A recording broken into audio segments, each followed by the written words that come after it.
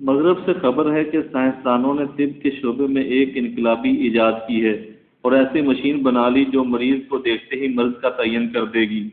اچھی بات ہے، گویا یہ اعتراف کر لیا گیا ہے کہ اب تک کی مشینیں مرض کو دریافت کرنے میں کوئی زیادہ کارکردگی نہیں دکھا سکیں، اور یہ اعتراف درست ہی لگتا ہے۔ بڑی بڑی لیبارٹریاں اور مشینیں جو مرض بتاتی ہیں، ڈاکٹر اسی کا علاج کرتے ہیں اور مریض مر جاتا ہے تو پتہ چلتا ہے کہ وہ تو کسی اور ہی مرض سے مرا۔ اور یہ تو مغرب کا معاملہ ہے، پاکستان کا تو باوا آدم ہی نرالا ہے۔ یہاں ایک لیبارٹری سے رپورٹ کچھ اور آتی ہے، دوسری سے کچھ اور، تیسری کچھ اور بتاتی ہے۔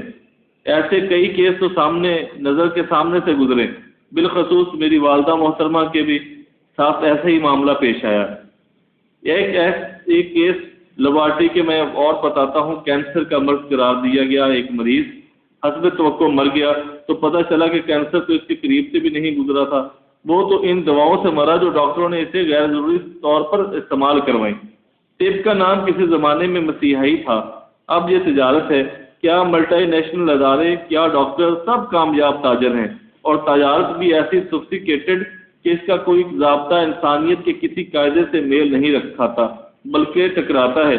آج کے مسیحاؤں کے سینے میں دل نہیں ہوتا، اوپر سے لے کر نیچے تک میدا ہی میدا ہوتا ہے، اور سر میں بھی دماغ نہیں، فم میں میدا ہی ہوتا ہے۔